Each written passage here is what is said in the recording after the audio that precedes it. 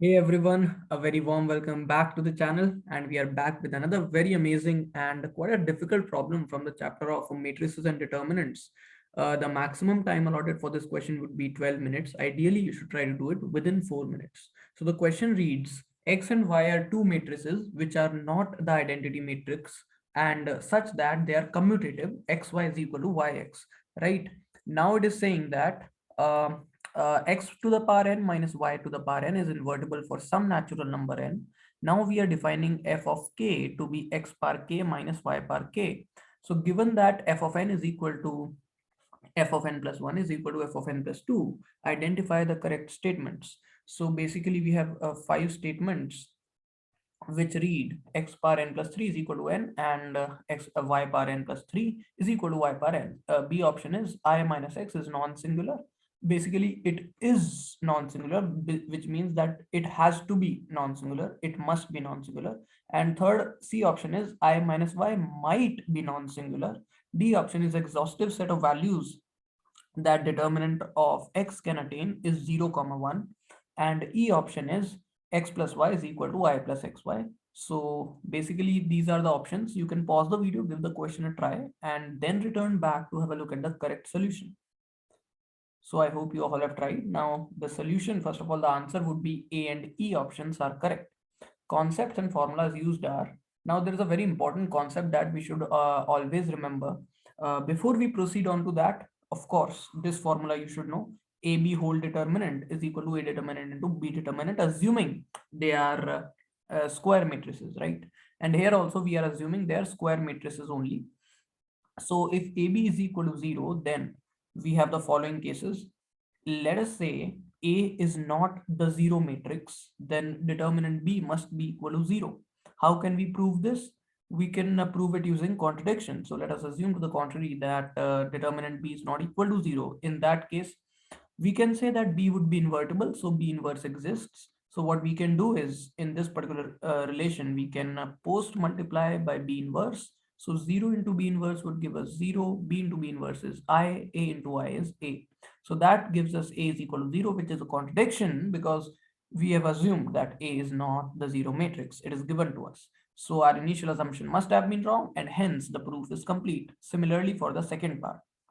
And similarly, if neither of them is the 0 matrix, then both their determinants should be equal to 0. And this proof is also very simple. Just by contradiction, you assume that any one of them is equal to 0, you multiply by its inverse, show a contradiction, and that's how basically this result we are able to get. Now, due to commutativity, algebra of x and y will behave just like normal algebra as far as addition, subtraction, and multiplication are concerned. So because it is given that they are commutative, we do not have to worry about whether it is post multiplication or is it pre-multiplication. Its algebra will just behave just like normally the normal algebra behaves of simple variables and numbers, like what is x plus y whole square. It is going to be x square plus y square plus 2xy.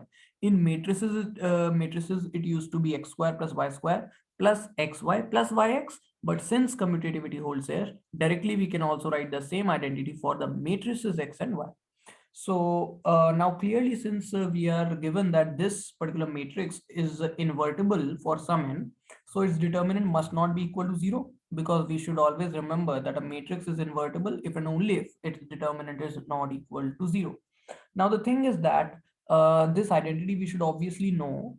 X power n minus y power n is equal to x minus y into x power n minus 1 plus x power n minus 2 into y power 1 plus x power n minus 3 into y power 2 plus this keeps on going up till y power n minus 1. This is a very basic identity also taught to us in class 10th, and basically in RD Sharma also it is given. So just using that, we can just take else, determinant both the sides. So we are going to get this. Now the thing is that this is not equal to 0, right? But this is equal to this. So this whole determinant is not equal to 0, but using this property, the whole determinant basically breaks into determinant of this into determinant of the remaining portion. That thing is not equal to 0. Now the thing is that since the product of two quantities is non-zero, none of the quantities can be 0, right? So this is also not equal to 0, which means that x minus y is invertible, because if this is 0, then the product has to be 0, but it is given that it is not 0, right? So this also determinant cannot be 0. So we can say that x minus y is invertible. Now, x power n minus y power n, that is given to be x power n plus 1 minus y power n plus 1 is equal to given as x power n plus 2 minus y power n plus 2. Basically, this is nothing but this fact which is given to us in the question, f of n is equal to f of n plus 1 is equal to f of n plus 2. So that's what we have applied here. Now, rearranging these two, if I'm just going to bring it here and going to take it here, I can take x power n as common, and we'll be left inside with I minus x. And here we can take y power n common, which will leave us with I minus y. And then similarly for this, when we are going to rearrange and we are going to take x power n plus 1 as common and y power n plus 1 as common, this is the second set of equation that we are going to get, which we have also named as equation 1 and equation 2.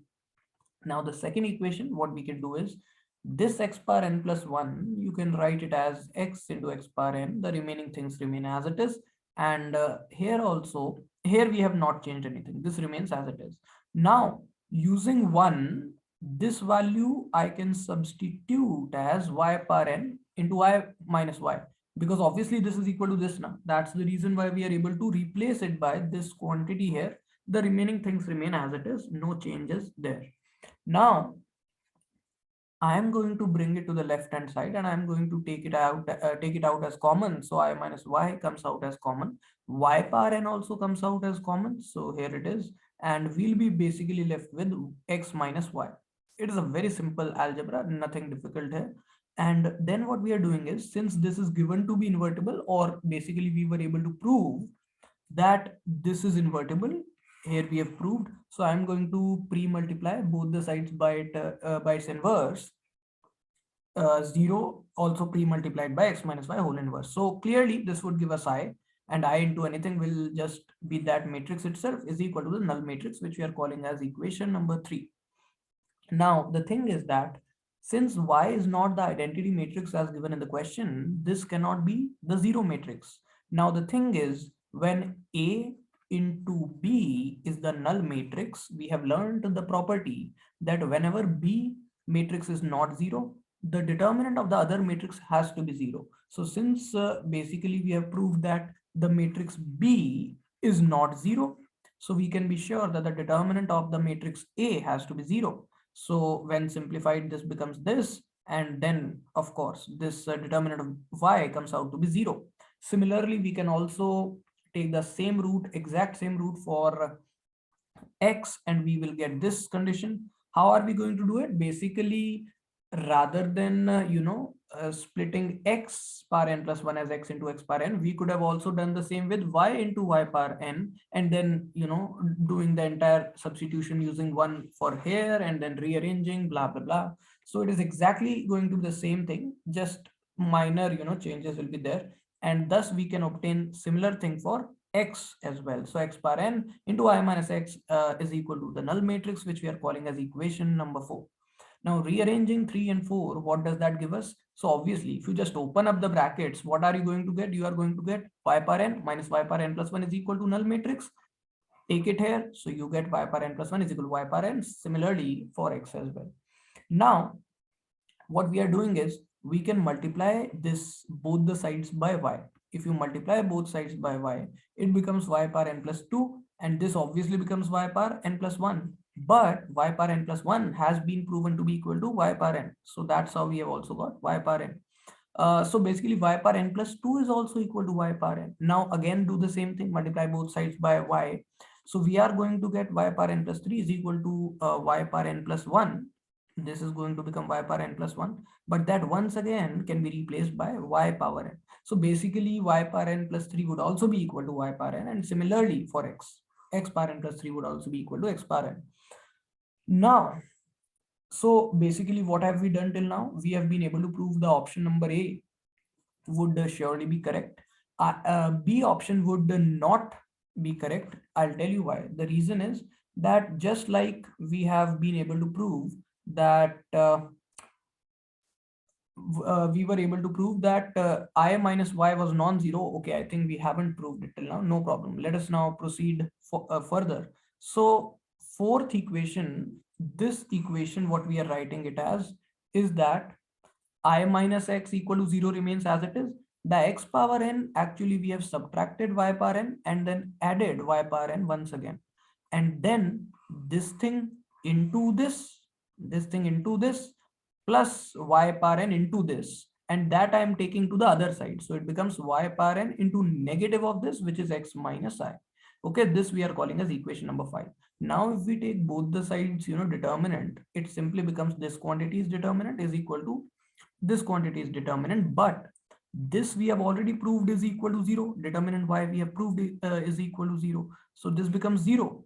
Now, this obviously cannot be 0 because this is given to be invertible. So the determinant cannot be 0. So we can just cancel it. 0 upon this thing is 0. So determinant of I minus x comes out to be as 0, which means that I minus x must be singular.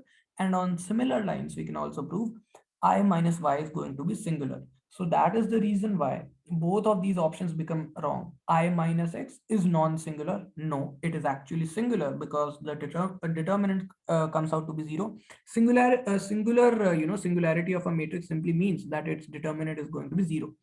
I minus y might be non-singular. No, it cannot be non-singular. It has to be singular. So it will also be an incorrect option. Now the exhaustive set of values of determinant of x is equal to 0, 1. This is obviously wrong. Determinant x has to be equal to 0. Why is that so? Because we have already proven it for determinant y.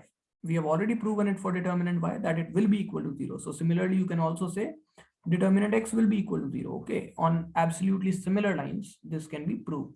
Now the thing is that how are we going to prove the option number E? Now let us have a look at that. So there is an alternative method for doing the same. How are we going to do it? So what I'm going to do is I'm also going to prove that these two are going to be singular by another method, and simultaneously I will also be able to derive the option number E. How are we going to do that? Let us see.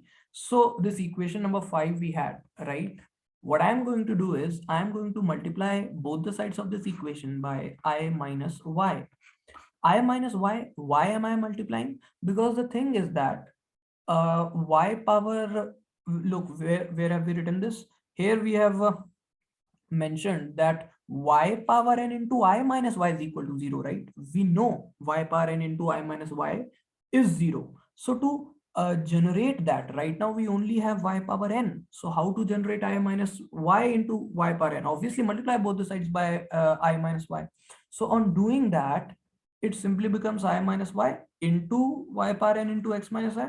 And here it becomes x power n minus y power n into I minus x into I minus y. Of course, I don't have to worry about post multiplication and pre multiplication because they are commutative. Okay, so of course this entire thing becomes 0 using the equation number 3, which I just showed. So this is 0 here and this thing remains as it is. Now since this is invertible as given in the question, both the sides I'm going to multiply by x power n minus y power n whole inverse, and the remaining things remain as it is. So on doing that, we have basically pre-multiplied by the inverse. So basically this and this gives us I, inverse into the matrix gives us I, and I into any matrix is same matrix. And here, of course, 0 into anything is a null matrix only. Now, the thing is that neither the matrix A is 0, neither the matrix B is 0, because both x and y matrices are given not to be equal to I. So neither A is 0 nor B is equal to 0, but their product is equal to 0. So once again, using this property that we learned in the concepts and formulas, we can say that both their determinants must be equal to 0, and that is exactly what we have done here. And basically we are getting both determinants equal to 0. That's also one of the ways in which we can derive that they both will be singular. Now, of course, returning back from this, I'll just open up the brackets. On opening these brackets, it gives us I minus x plus xy is equal to 0.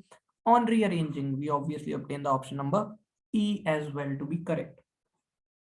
So I think it was a wonderful question, quite a difficult one. And if you were able to do it, I mean, congratulations. And Huge props to you if you were able to solve, because it was not an easy question at all. It was certainly G advanced level, and I am pretty sure you must have enjoyed watching the video. Make sure you like the video, comment down below what you would like to see more, and which chapter should I bring more, and subscribe to the channel, hit the bell icon, and I'll see you all in the next one.